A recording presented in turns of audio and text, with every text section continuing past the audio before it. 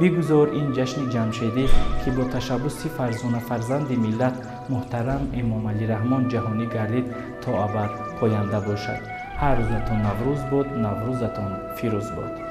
بگذار سال 2021 به شما همدیاران عزیز خانوادگی فیض و برکت، سربلندی و سعادتمندی بیارد. برادر، عید نوروزت مبارک. برابر شد شب و روزت مبارک. مبارک بادت امسال و همه سال، همایان بادت این روز و همه روز. میخواهم در کشور ما همه خیل صلح حکم فرما باشد. زندگی مردم آرام و آسایشته باشد. نوروز مبارک هموطنان عزیز.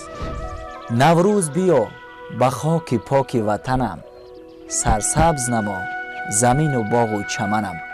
زنده شوی طبیعت دیار و فصل شکفتنها بهار را با قدوم نوروز خجسته برای هر یک شما مبارک باد میگویم.